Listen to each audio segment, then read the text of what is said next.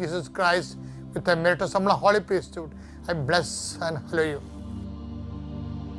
ആ മാതാവിനെ ലൂർദിൽ വെച്ച് എന്നോട് പറഞ്ഞത് തന്നെ, അതായത് ഗ്രേസ് ബിൽട്ട് അപ്പോൺ നേച്ചർ എന്ന് നമ്മൾ കേൾക്കും, പക്ഷേ സ്പിരിച്വാലിറ്റി ബേസ്ഡ് അപ്പോൺ ജെനുവിനിറ്റിയാണ്.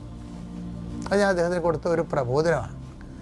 ആധ്യാത്മികത ജെനുവിനിറ്റിയിലാണ് ആശ്രയിച്ചിരിക്കുന്നത്. മത്തായി 18:21 എടുത്തേ.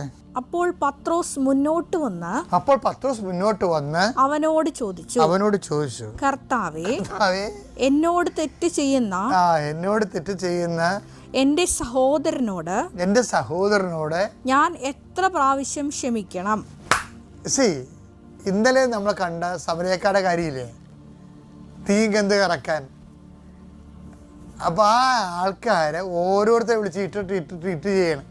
അവിടെ തീഗന്ധ ഇറക്കിയ ആൾക്കാരുടെ അങ്ങനെ പറഞ്ഞെങ്കിലും പത്രോസിനറിയാം ഈ അണ്ണന്മാർ ഇപ്പോഴും സമരക്കാരോട് ക്ഷമിച്ച് കാണത്തില്ല. ചിലപ്പോൾ എന്ത് സ്പിരിറ്റാണ് നിന്നിലുള്ളതെന്ന് ചോദിച്ചില്ലേ.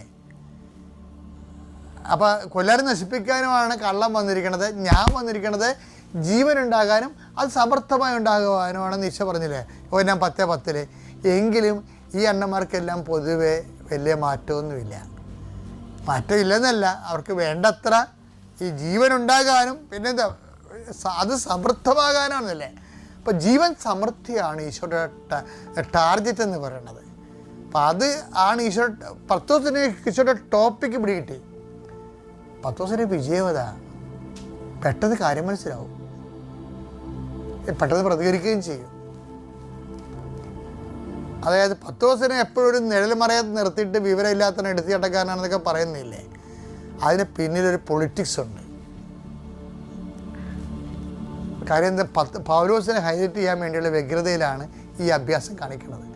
പക്ഷേ പത്രോസല്ലേ കർത്താവിൻ്റെ വചനങ്ങളെ കേൾക്കുകയും ആദ്യമായിട്ട് അതിനോട് റെസ്പോണ്ട് ചെയ്യുകയും അതിൻ്റെ അന്തർധാരകളെ അടിയൊഴുക്കുകയും വൈജ്ഞാനികമായിട്ട് ആവശ്യിക്കുകയും ചെയ്തിട്ടുള്ള ആ ഒരു ആത്മീയ ശിശുവില്ലേ, ആത്മീയ ശിശുവിൻ്റെ എടുത്താട്ടം മാത്രമേ പത്രോസിനുള്ളൂ. ശരിക്കും പറഞ്ഞാൽ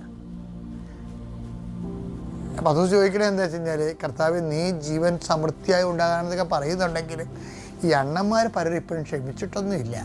സത്യം പറഞ്ഞാൽ എത്ര പ്രാവശ്യം ക്ഷമിക്കണം? ഈ ക്ഷമിക്കാത്ത വൈരാഗ്യ ബുദ്ധിയുള്ള ഡയബോളിക് പേഴ്സണാലിറ്റി നാഗവല്ലി ഇപ്പോഴും ഇവന്മാരുടെ ഉള്ളിലൊക്കെ ഉണ്ട്. അതിനാണ് ഇച്ചിരി ചോദിക്കണത്, എത്ര എടുത്തേ. അപ്പോൾ പത്രോസ് മുന്നോട്ട്